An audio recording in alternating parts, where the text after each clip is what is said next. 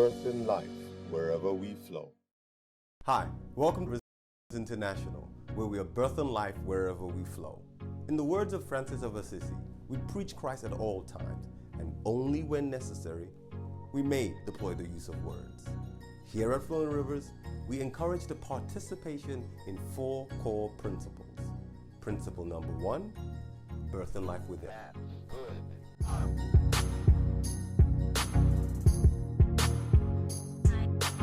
This focuses on our experience of God and an encouragement to encounter and develop a personal relationship with God.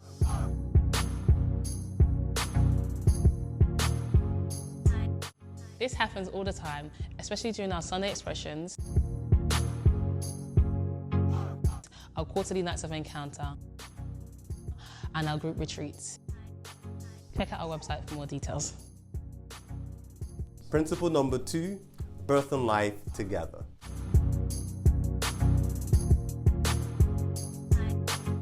Here is where true growth happens, as you experience family and meet with other family members. As before, although this happens all the time, it is particularly expressed during our weekly overflow small group sessions, where the focus is on practicalizing the word and the truth that we hear.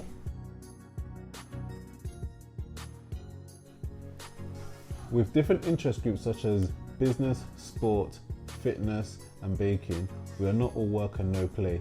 You are bound to find something you love and need. And if we don't have what you're interested in, it's because we've been waiting for you to start it.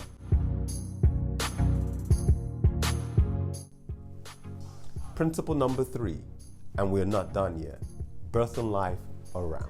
And this is where you are coached and encouraged to experience service and servanthood.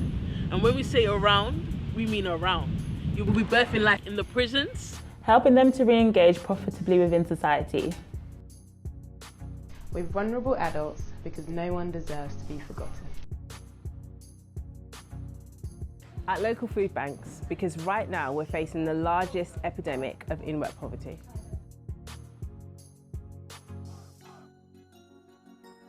University students, because even they need help.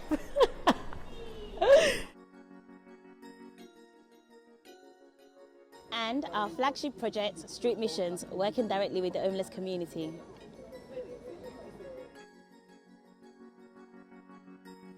The greatest leaders are those who have learned how to serve. And here at Flowing Rivers, you're being raised to become a great leader by experiencing servanthood firsthand.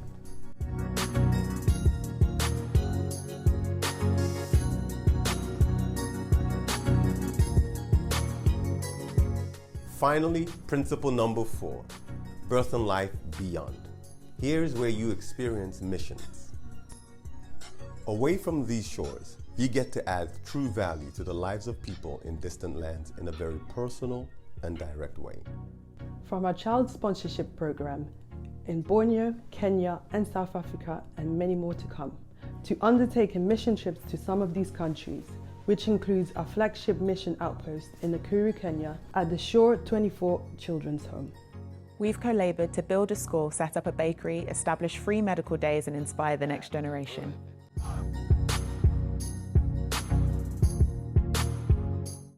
And if there's more to do, it's because we're waiting for you to open our eyes to it.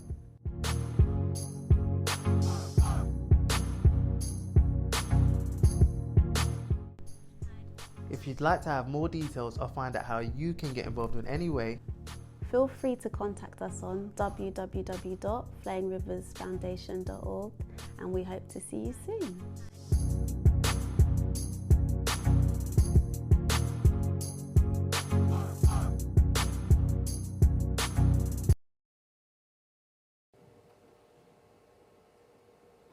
Okay, well, welcome once again to Flowing Rivers Ministries, where we are birthing life wherever we flow.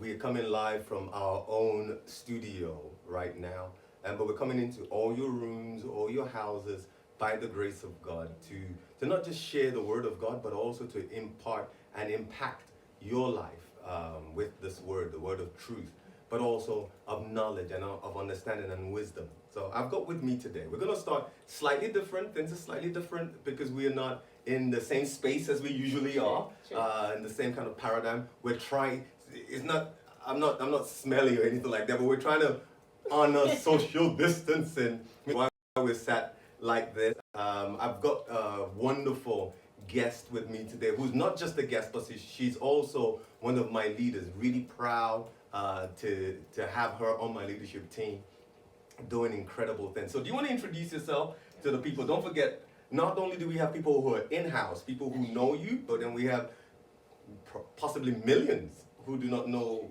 who you are. So who are you? What do you do? Okay, so for those who do know me or don't, my name's Laura Adiefa. I'm part of Flowing Rivers Foundation Church, and my role outside of church is I'm a registered nurse, paediatric nurse. So yeah. And where do you practice? Are you allowed to disclose that, or would you rather not? I work in the NHS. Okay, that's sufficient. That's sufficient. Fantastic. So as a nurse, what would you say it has been like during this whole pandemic for you on a personal level, and if you could expand that to on a more general level, because obviously you've got colleagues and things like that. That's true. I think for us it was been initially it just kind of seemed like we kind of got a email kind of information about actually there's something happening and a lot of people are coming in with this coronavirus and we need to plan to be able to accommodate, but didn't really have the gravity of how big it was going to be. So initially it was just manageable. We just had to prepare in terms of protective wear and protect ourselves, what we needed to wear. And obviously, as you can imagine, the last 2 weeks it has been intense, to say the least, in terms of just back and forth. I've been in A&E actually the last 3 months, so that's been kind of, you see patients directly. So it's been quite intense. It's very busy, very, very busy. A lot of panicked parents and people coming in for different things, related and not related. So yeah, it's been a busy time for us. Yeah. I mean, obviously, I have as they say, I have a dog in this fight because I have quite a few members who are on the front line of healthcare officials and healthcare providers, and so this really touches my heart on a very personal level. Every morning we put together a task force, and Laura is obviously one of the key members of that task force who advise and inform the team on my leadership team on what to do, where to go, how to operate and position ourselves on a regular basis to ensure that we are on the cutting edge of what is going on, to be as safe and as sound as possible. So, what are some of your concerns for frontline staff in general? This is, obviously you are one of the frontline staff. For those who are not aware, I know that I'm taking words out of her mouth now. You've had how many nights back to back? Yeah, 4 nights. Those are long days. Yeah. An average about what, 12 odd hours? Yeah, 12 hours. Yeah. 12-hour shifts, and you were meant to have a certain. Are we allowed to discuss how many? Yeah, 9 days off. So you're meant to have 9 days off. So under normal circumstances, you'd have 9 days off. Not normal. It just happened that I was due to have 9 days off. Under rotation. Mm-hmm. So under normal circumstances, according to the rotation, you'd have 9 days off. Yeah. But obviously, because of the impact of what is going on at the moment, you're potentially back when? Tomorrow night. You're back, so having only had 3 days. Yeah. And I'm sure you have colleagues who probably have less. Yeah. Less days off. So how would you describe the impact and the concerns of frontline staff in general? I think for us at the moment, the main concern is burnout. Just getting to a place where, normally you shouldn't work a certain amount of hours anyway, back to back. But I think that kind of period of when you do have a day off and then having to return back, I think those periods will be shorter. The worry from my colleagues, my manager actually created a WhatsApp group of every one of us. And one of the worries, they kind of expressed that some of us will be required. So from a pediatric point of view, children, interestingly, are quite resistant at the moment to this coronavirus. But what they've said is those of us who have certain skills, we may be asked to work in adult areas. And if you can imagine, you go to uni for 3 years to be a children's nurse, and then you get asked to look after adult patients. It's quite scary. Potentially sickness or the actual disease or virus, because you're used to that. What you want is, can we see a result of improvement, and is what we're doing having impact? And I think everybody's determined to ensure that that happens, which is quite good. Fantastic. I mean, you mentioned that resilience of the healthcare staff and nurses, doctors, and all the whole range. Now, I want to piggyback on that, because it's weird. I always have this image of there's a situation going on, and you have these people who are running. Common sense says run away. Yeah.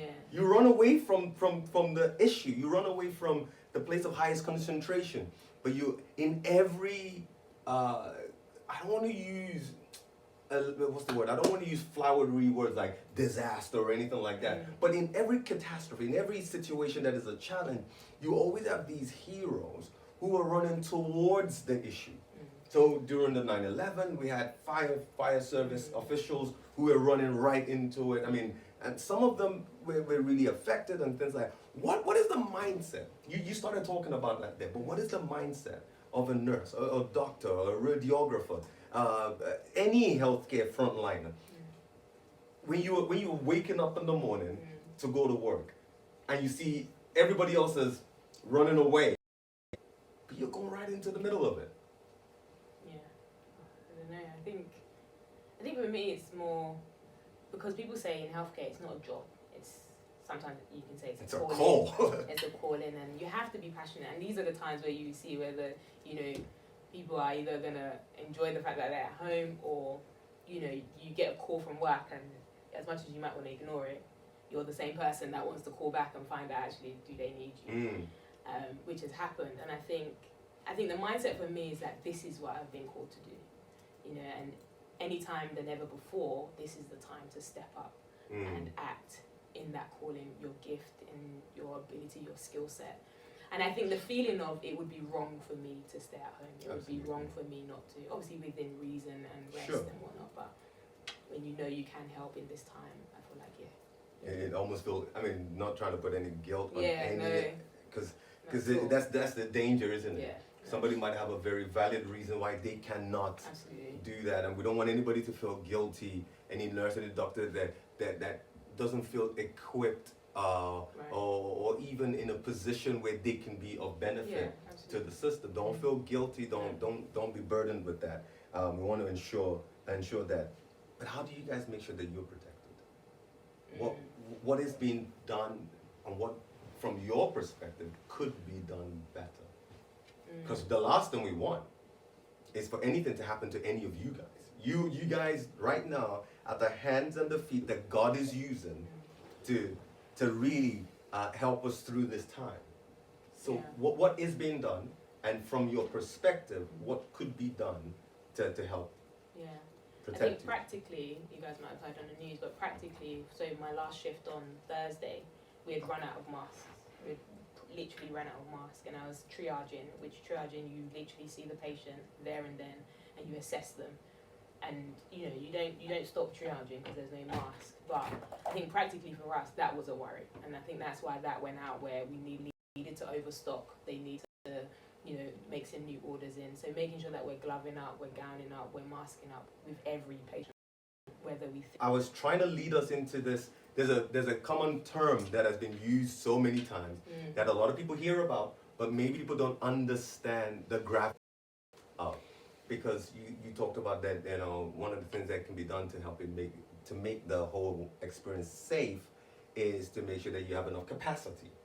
And then you talked about resources. And most times when people hear about resources, they think like, things, stuff. But there's also such a thing called human resources. And there's a limit to the human resources that we have at the moment. The amount of trained personnel that can actually make a difference on the front line. And we don't want to tire you out. You said, enough breaks and stuff like that. But how can you have breaks when people are coming and there's nobody to cover? So how do we, you can tell where I'm going with this. This whole business of flattening the curve. Yeah. And why that is necessary from the point of view of somebody who's actually there. What does it mean and why that is so key right now? So yeah, many people have probably heard that term used throughout the last few weeks, and it's quite an important one for everyone to understand. So flattening the curve is as simple as, when we think about capacity, it's to do with capacity and it's to do with managing the numbers at any one time. So when we say, as a NHS organisation or any trust, having a certain amount of people, needing critical help or needing intervention with this virus, if we have too many people come into the hospital at any one time, the capacity to be able to look after those people at that one time, we're overstretched. It's almost impossible. So what we try and say is, in order to minimize that yes, we know a lot of people will get this, and some people will be absolutely fine and go through the symptoms and be able to manage at home.